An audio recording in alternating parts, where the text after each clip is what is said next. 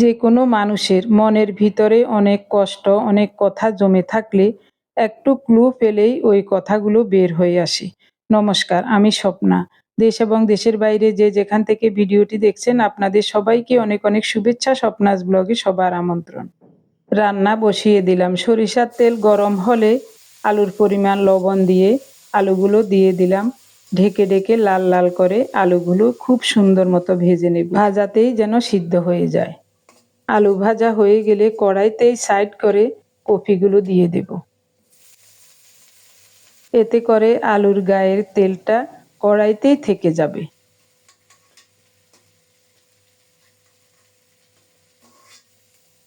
খুব সুন্দর মতো আলুগুলো ভাজা হয়ে গেছে।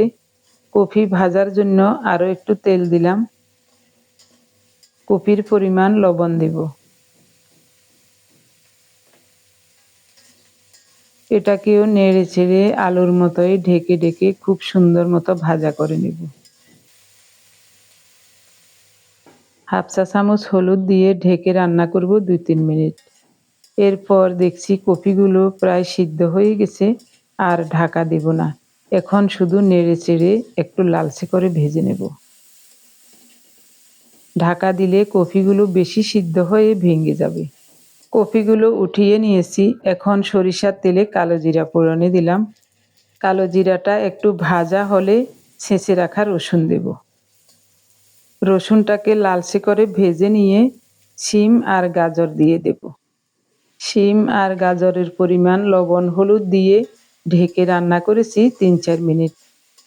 এরই মধ্যে শিম আর গাজর সিদ্ধ হয়ে গেছে, আর ঢাকা দেব না। এখন কুচানো বাঁধাকপি দিয়ে দিলাম। আর ঢাকা দেব না, ঢাকা দিলে বেশি সিদ্ধ হয়ে যাবে। এখন শুধু নেড়ে চেড়ে ভেজে নেব। একটু সময় নিয়ে রান্নাটা করতে হবে, নিচ দিয়ে যেন লেগে না যায়, তাহলে খেতে খুব ভালো লাগবে।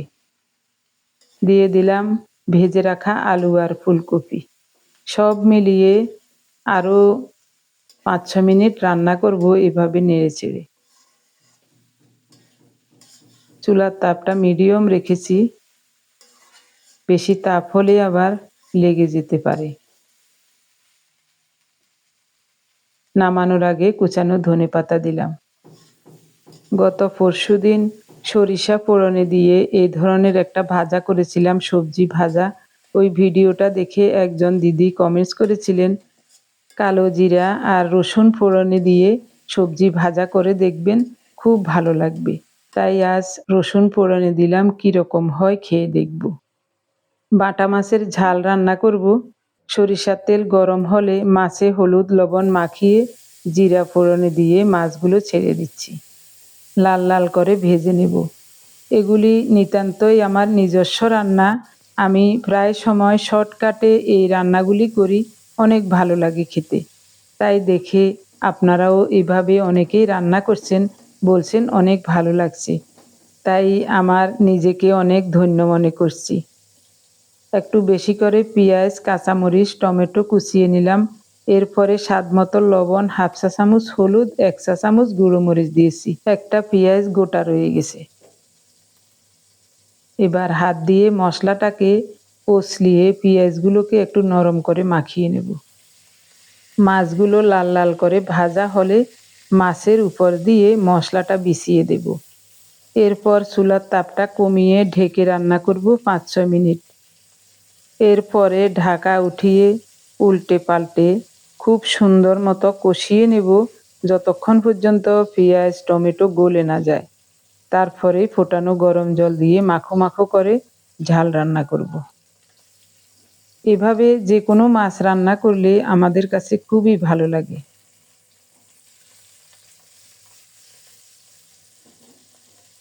কি সুন্দর মতো মাছগুলো ভাজা হয়ে গেছে দেখুন।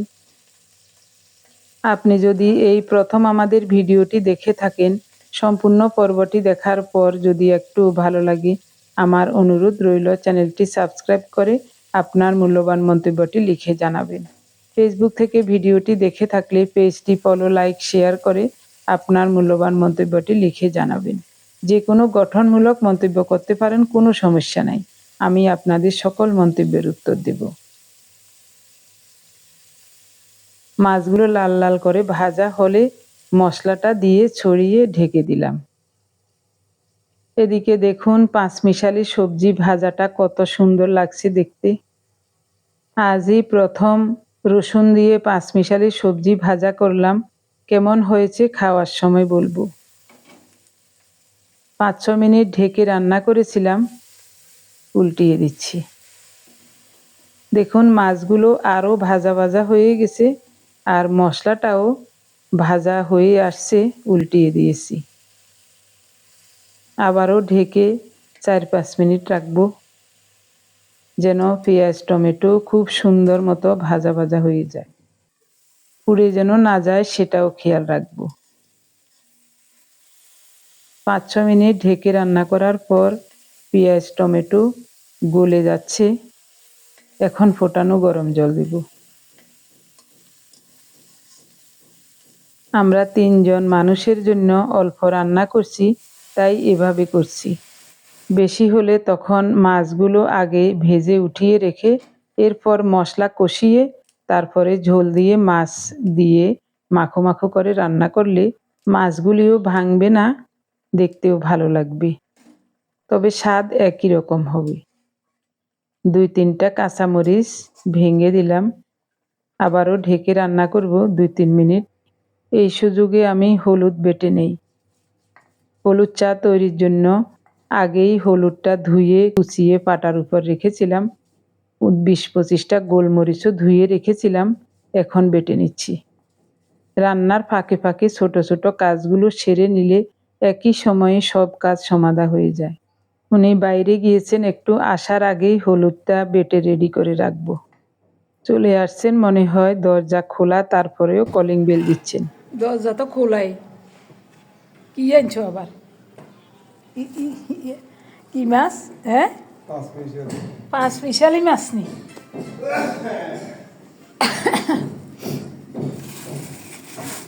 আচ্ছা, দেখাবো পরে। এদিকে খুব সুন্দর মতো রান্নাটাও হয়ে গেছে। নামানোর আগে কুচানো ধনেপাতা দিয়েছি। ধনেপাতাটা মিশিয়ে দিয়ে নামাবো।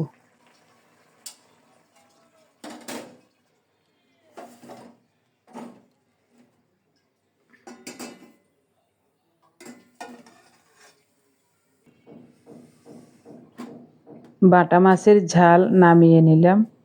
এখন কড়াইটা পরিষ্কার করে ধুয়ে নেব। রান্নাঘরটাও ধুয়ে মুছে পরিষ্কার করে নেব। শুধু ভাত রান্না রয়েছে, ভাতটা পরে রান্না করব।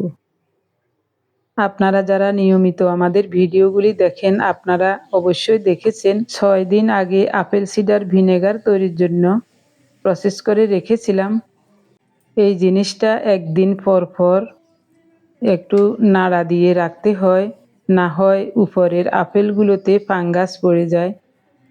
তো আজও নাড়া দিয়ে রাখছি, গত পরশুদিন নাড়া দিয়েছিলাম।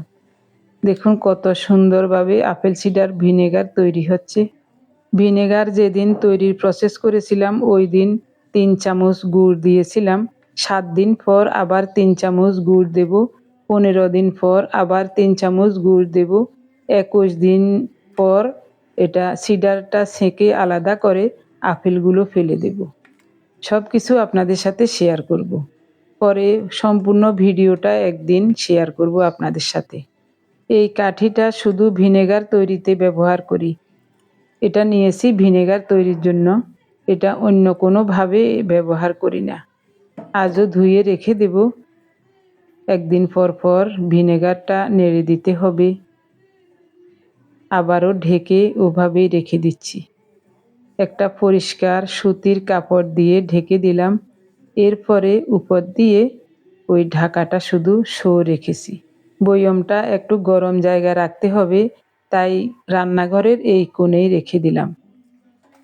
এখন দেখাই আপনাদের বাজার থেকে পাঁচমিশালি কি মাছ এনেছেন। আগে তো প্রতিদিন ভোরবেলায় হাঁটতে বের হতেন, এখন ৮টা-৯টা বাজলে রৌদ্র উঠলে তখন বের হয়। হাঁটতে গিয়েছিলেন, তাই সুন্দর মাছ দেখে নিয়ে আসলেন। নিরুপায় হয়ে আমরা সবাই চাষের মাছ খাই, কিন্তু প্রাকৃতিকভাবে যেসব মাছগুলো জলাশয়ে হয় ওইসব মাছগুলো সব সময় পাওয়া যায় না। এনেই বলছেন, পাঁচমিশালি মাছ সুন্দর দেখে এনেছি দেখো।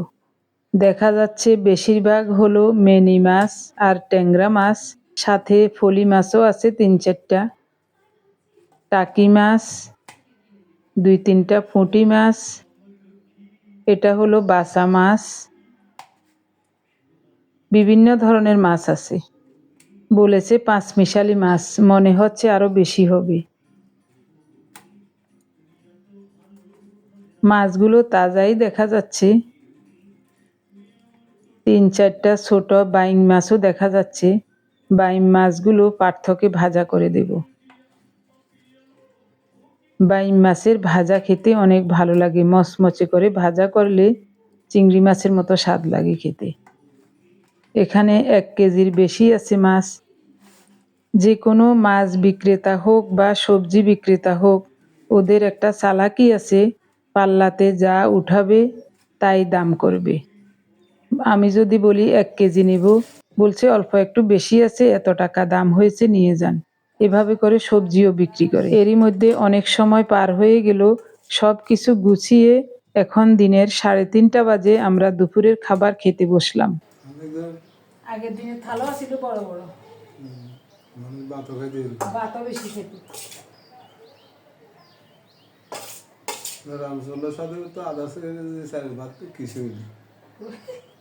গোপালের মায় গল্প করতো না, এই হেতাগো দেশে কাজ করতো, ওদের মহিলা গলে ১/২ কেজি চালের ভাত কিয়া ৩ পা চালের ভাত এগুলো রইতো না। মা গো হুনি তো ডর লাগিয়েছে কি কর।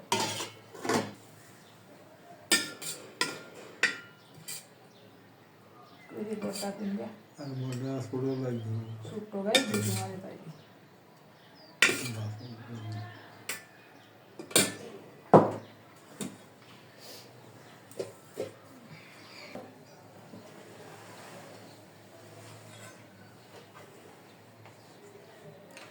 কাশের থাল কিনুন।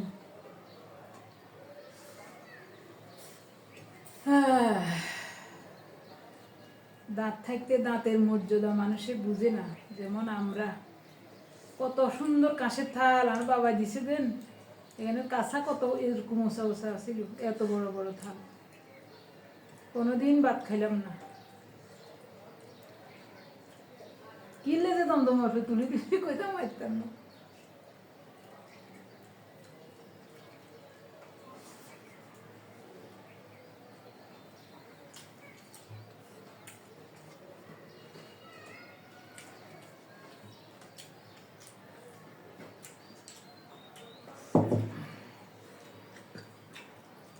তবে এসব গ্লাসে জল খাইতে শান্তি। ভাজা কেমন লাগে? ভাজা ভালো হয়েছে না?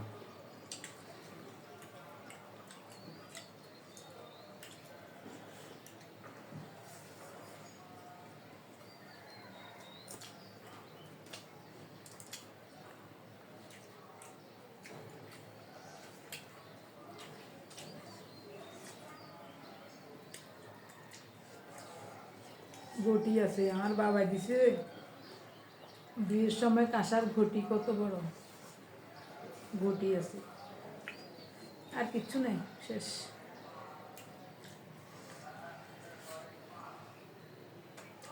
রান্না করেছিলাম শুধু ২ তরকারি, পাঁচমিশালি সবজি ভাজা আর বাটা মাছের ঝাল। কিন্তু গতকালের ২টা তরকারির অল্প একটু একটু রয়ে গেছে। বাঁধাকপি ভাজা আর একটু শিমের বিচির তরকারি রয়ে গেছিল। ওই ২টা তরকারি একসাথে জাল দিয়ে নিয়েছি। তো ওটাও নিয়ে নিলাম দুজনে, খেতে খুবই ভালো লাগছে। তবে পাঁচমিশালি ভাজাটা রসুন ছাড়া শুধু কালো জিরা দিয়ে করলে মনে হয় আরো বেশি ভালো লাগতো। আসলে মাছ মাংসের সাথে যেভাবে পেঁয়াজ রসুন মানায়, নিরামিষ সবজি বা তরকারির সাথে তেমন মানায় না। কিন্তু যারা সব তরকারির সাথে রসুন খেয়ে অভ্যস্ত, তাদের কাছে অনেক ভালো লাগবে। এমনিতে খারাপ লাগছে না, ভালোই লাগছে। সব রকমের খাবারের স্বাদ গ্রহণ করা থাকলে তাহলে কোনো জায়গায় গেলে কোনো রকম খাবারে অরুচি থাকবে না। নিজের অভিজ্ঞতা থেকে বলছি, অনেককে দেখেছি কারোর বাড়িতে গেলে নিজেরা বাড়িতে যেভাবে খেয়ে অভ্যস্ত, ও বাড়িতে গেলেও তাদের জন্য ওই রকমের রান্না করতে হয়, না হয় তেনারা ওই রকম খাবার খেতে পারেন না। এটা কিন্তু আমার কাছে মোটেই ভালো লাগে না। একটা মানুষ আমার বাড়িতে আসবে, তার জন্য তাদের মতো করে রান্না করতে হবে, এটা কেমন কথা? যদি পৃথিবীর দুই প্রান্তের মানুষ হয় তাহলে সেটা মানা যায়, কিন্তু বাংলাদেশে থেকে, ছোট্ট একটা গণ্ডিতে থেকে যার যার রান্নার ধরন এবং খাবারের স্বাদ দুই রকম হয় কি করে? আমরা তো বাংলাদেশের যেই প্রান্তেই যাই, যেই এলাকায় যাই, তাদের মতো তারা যেভাবে রান্না করেন ওইসব খাবার আমরা খেতে পারি, কোনো সমস্যা হয় না আমাদের। কিন্তু আমরা মাছে পেঁয়াজ রসুন খাই বলে আমাদের রান্না করা খাবার কেউ খাবে না। ওদের মতো যদি রান্না করি তাও খাবে না, ছুঁইলেও খাবে না, ধরলেও খাবে না। এই জিনিসটা কেমন লাগে আপনারাই বলুন। আবার কিছু কিছু সাধু ভক্ত আছে, তারা মাছ খায়, পেঁয়াজ রসুনও খায়, কিন্তু আমরা রান্না করলে খাবে না। আপনারা বিশ্বাস করবেন কিনা জানি না, কয়েক বছর আগে আমাদের বাড়িতে পরপর কয়েকবার গীতা যজ্ঞ হয়েছিল। ওখানে পুরোহিত্য করেছেন শঙ্কর মঠ ও মিশনের অধ্যক্ষ শ্রীমৎ স্বামী তপনানন্দ গিরি মহারাজ। তার সঙ্গী সাথী ভক্তবৃন্দ সবাইকে নিয়ে আমাদের বাড়িতে পদধূলি দিতে আসছিলেন। তারা কিন্তু আমাদের হাতের রান্না খেয়েছেন। বিশেষ করে আমি 2বার রান্না করে ওনাদেরকে খাইয়েছিলাম। ওনারা কিন্তু নিরামিষ ভোজী প্রসাদী বৈষ্ণব। আমরা সবাই অবশ্য গীতা যজ্ঞের 3 দিন আগ থেকে নিরামিষ খেয়েছিলাম। বাড়ি ঘর সব পরিষ্কার করে একেবারে নিরামিষ আহার করেছিলাম। তার জন্যই ওনারা আমাদের হাতের রান্না খেয়েছেন। আমরা ওনাদেরকে জিজ্ঞাসা করছিলাম, বলেছেন কোনো সমস্যা হবে না, আপনারা আমরা একই গুরুদেবের দীক্ষায় দীক্ষিত, কোনো সমস্যা হবে না। আর এদিকে সাধারণ কিছু মানুষ মাছ খায়, শুধু পেঁয়াজ রসুন খায় না বলে আমাদের হাতের রান্না করা খাবারও খাবে না। কিন্তু বাইরে দোকানদারদের বানানো চটপটি, সিঙ্গারা, চমুচা, ঝালমুড়ি, তারপরে ছোলা বুট রান্না, এইসব খেতে কোনো বাধা নেই। কিছু কিছু কথা মনে ভেসে আসে প্রায় সময়, তাই মনের কষ্টের কথাগুলো আপনাদের সাথে শেয়ার করলাম। আমার এই বাস্তব অভিজ্ঞতার কথাগুলো শুনে আপনারা সবাই সুন্দর এবং গঠনমূলক কমেন্টস করবেন। যদিও বা যারা এ ধরনের আচার আচরণ করে, তারা যদি এই ভিডিওটি দেখে বা আপনাদের কমেন্টসগুলি দেখে, হয়তোবা নিজেকে একটু হলেও শুধরে নেবে। আর এদিকে আমাদের মানব সমাজেরও উন্নতি হবে। কাঁসার গ্লাস পেয়ে ঘন ঘন জল খাচ্ছি। আসলে কাঁসার গ্লাসে জল খেলে মনে প্রাণে একটা শান্তি অনুভূত হয়। বাটা মাছের ঝালটা খুবই চমৎকার হয়েছে। খাওয়াটা অনেক ভালো হয়েছে। গতকালের একটু তরকারি ছিল, সবজি, ভাজা, মাছের ঝাল, সব মিলিয়ে খুব সুন্দর খাওয়া হয়েছে। কাঁচের গ্লাসে জল খাইতে একটা তৃপ্তি, ঠান্ডা একটা ইয়ে লাগে, কেন ঠান্ডা ঠান্ডা যখন কলজা ঠান্ডা হয়ে যায়।